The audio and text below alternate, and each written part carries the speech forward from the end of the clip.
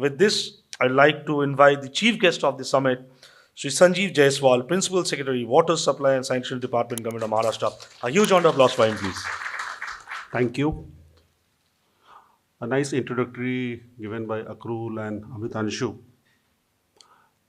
I welcome everyone from Shinder, APAC News, my colleagues Abhishek, Rishikesh, Mahajan, Chintamani, Kolte, officers from the Water Supply Department, other representatives and friends. Two structured presentation followed by another presentation. Should it be structured or unstructured is the big question going on in my mind. So I decide for playing the football match without any plans. So no structured presentation, and it would be more of a, so I just close this iPad if it is all right for some time. Perfect. It was budging into me. So basically I decided that I let it be a non-structured presentation on sustainability of water. Obviously it's a subject that if one starts talking about, then maybe hours and days would also fall short. But I would just try to run a synopsis in terms of where we are, what we should do, and what are the challenges as far as water management is concerned in this country as a whole. And obviously speaking about Maharashtra, being the secretary, would like to mention some aspects regarding that. So water, obviously everyone knows what is water, why water is needed, what is the importance of water, what would be the future if there is a scarcity of water, in future maybe conflicts, wars, fights, everything would be related either to water or related to land as the population grows. So here we're talking about something which is a very scarce natural resource and yet very important for the daily survival, whether it's you or me, whether it is rural or urban.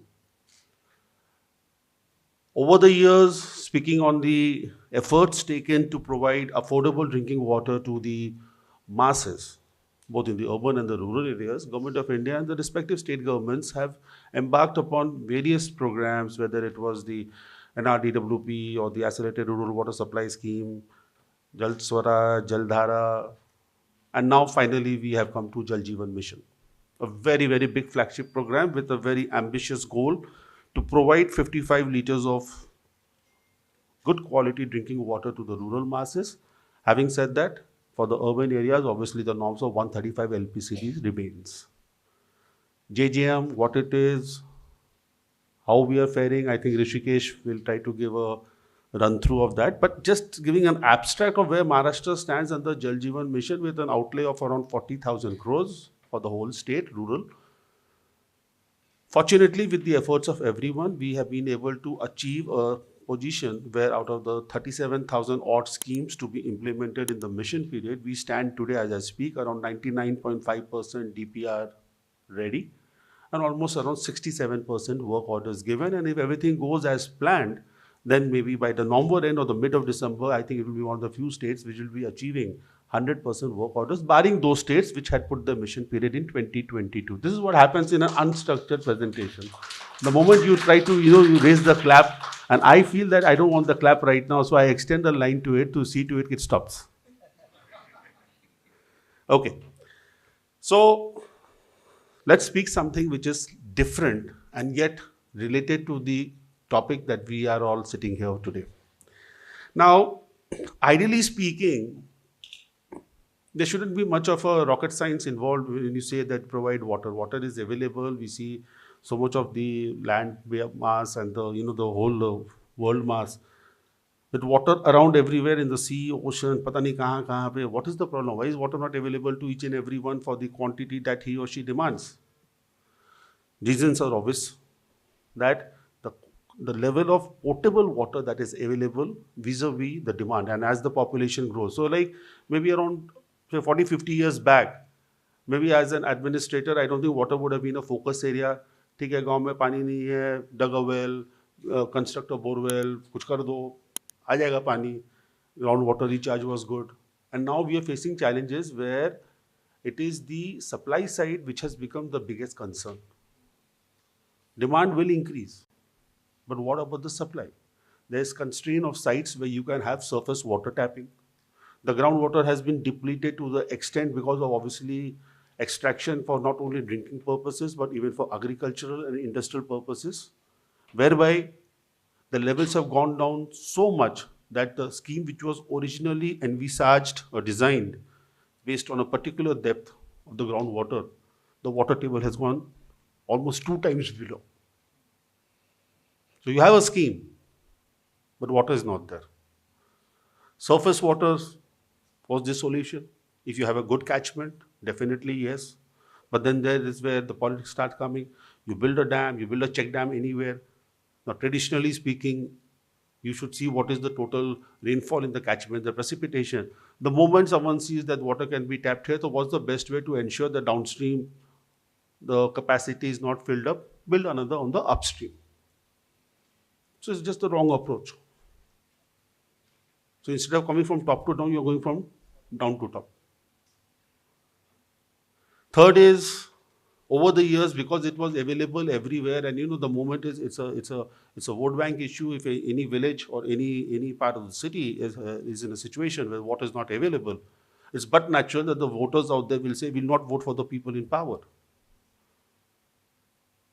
So we have to make available water irrespective of how it is made available, without really focusing upon that whether the consumption is as good to see that the recharge is equally decent enough. And that's where the problem starts.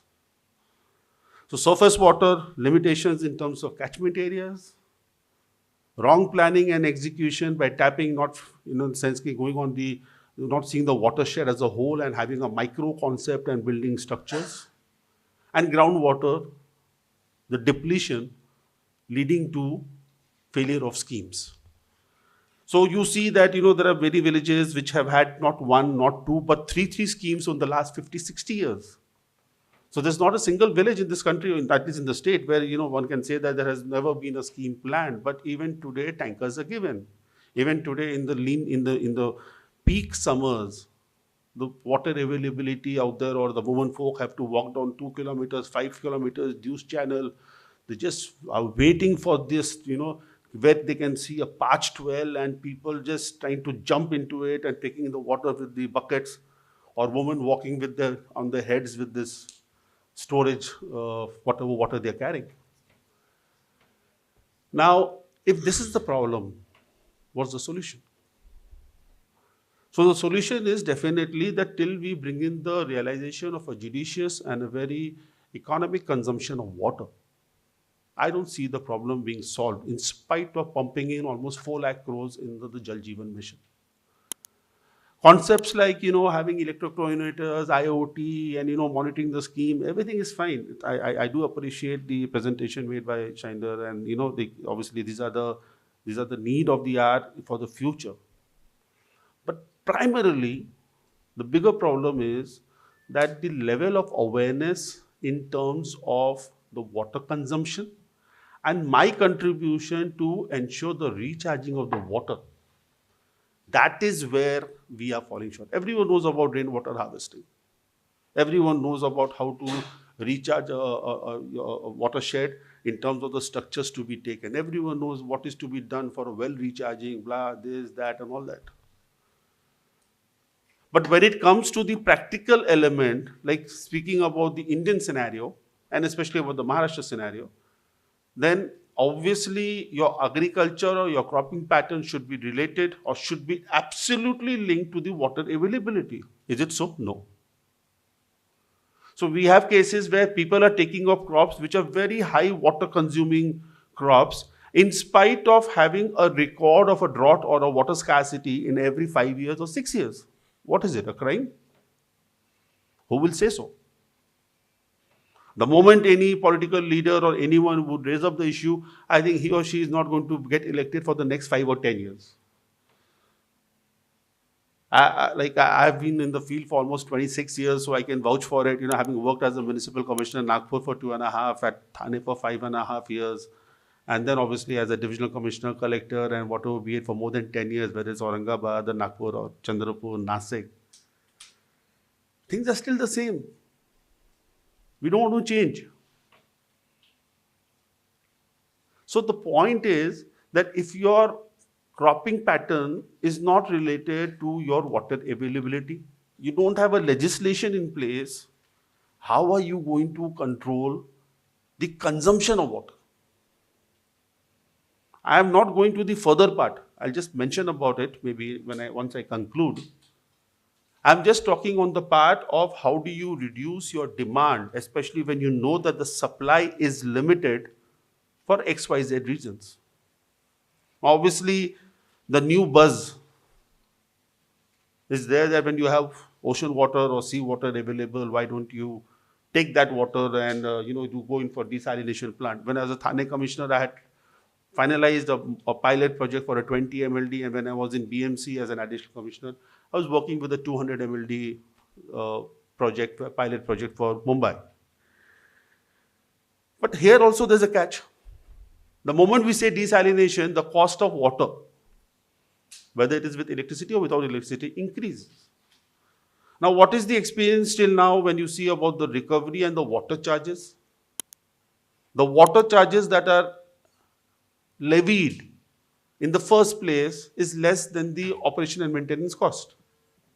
Recovery is even lesser.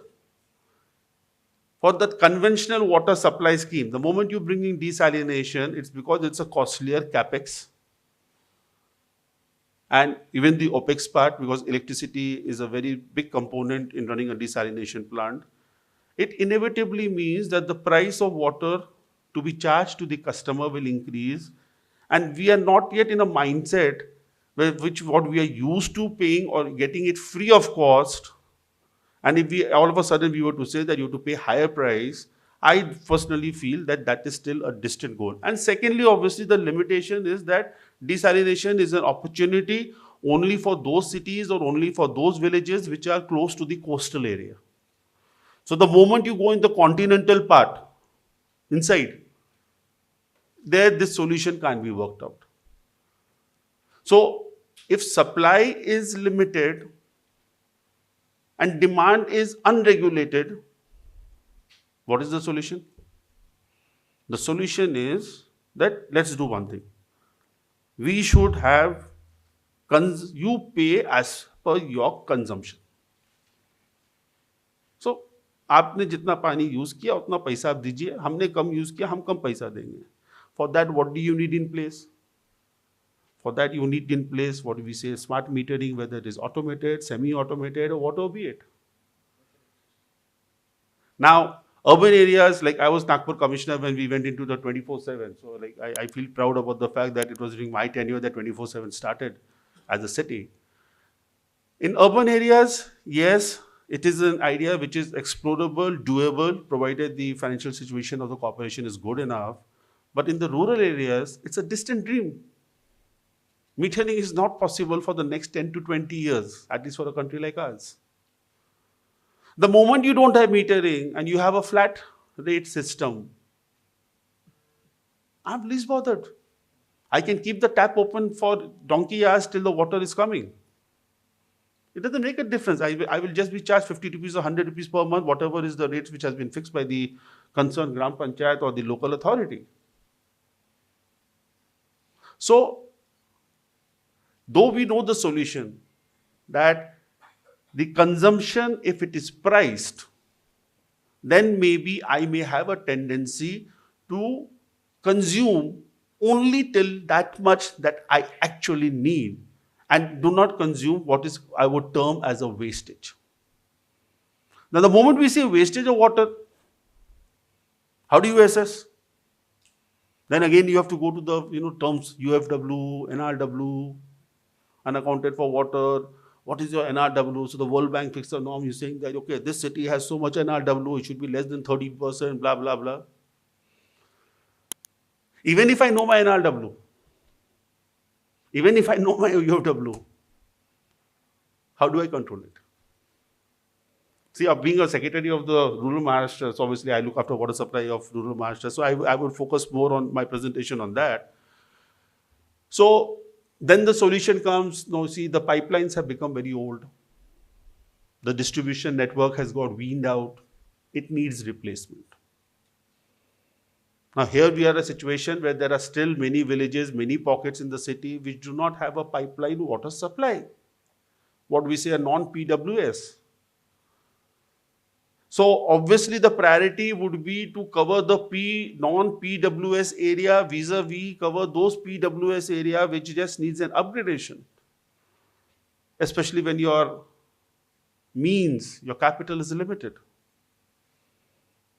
So in spite of knowing your NRW, in spite of knowing your UFW, you are not in a position to tackle the issue for the simple reason that is a classic case of what I say, that that you just have one medicine or two medicines and the number of people who are unwell is very high. Welcome, Vela Rasu.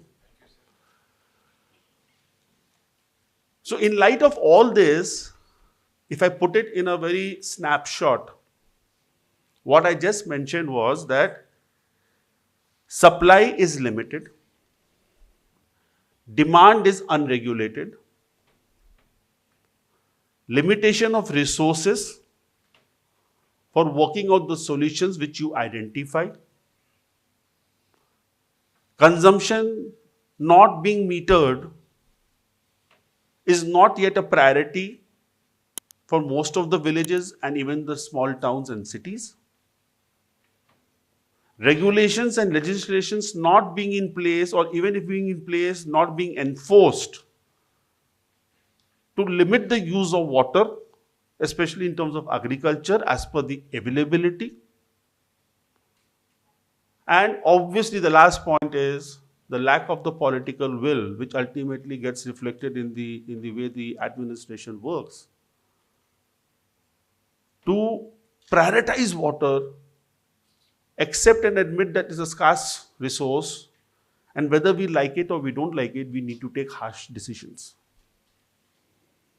So this is the unstructured football match which went on till maybe first half and almost 35 minutes of the last 45 minutes.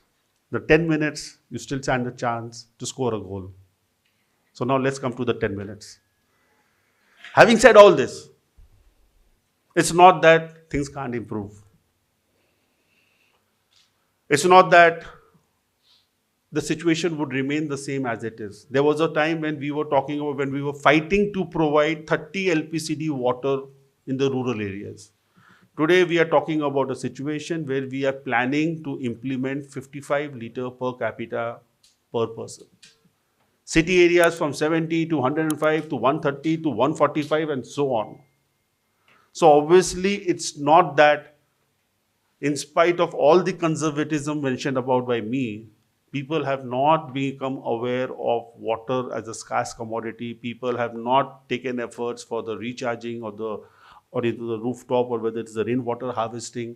Lot of efforts has been taken over the last few years for the strengthening or the enhancement of the watershed, which definitely has brought down the numbers of so-called critical or semi-critical pockets less. Schemes like Atal Bhujal Yojana, which is again primarily to address the water problems of highly overexploited water zones. Interventions by the state government like Shifkalin Pani Satwan Yojana, which is basically trying to promote more of recharging and harvesting the last drop of the rain that falls.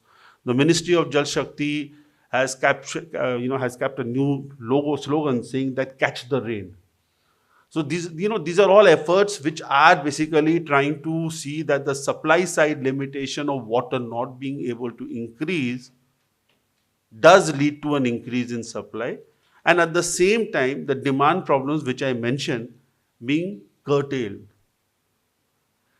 Along with this, the concept of the triple R, like it's a recycle, reuse of water, reduce, recycle and reuse.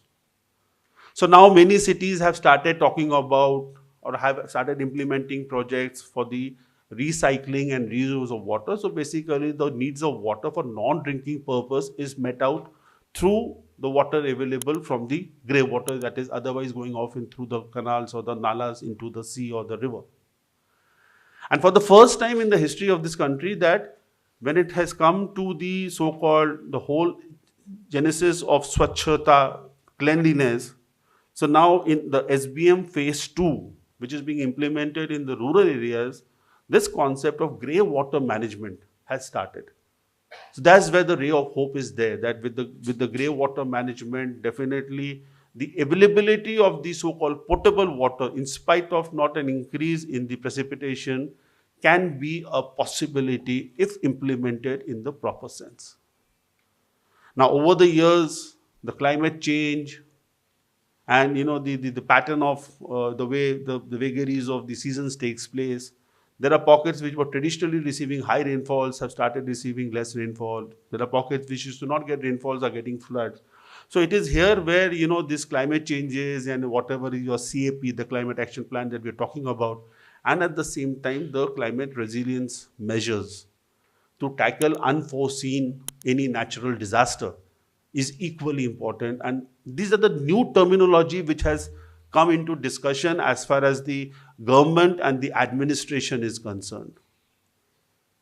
So, though we were on the losing side, yet the last minute dribbling by the front players with the support of the center line kept the goalkeeper at ease, and he or she was, had the opportunity of seeing the team score at that side of the goalpost.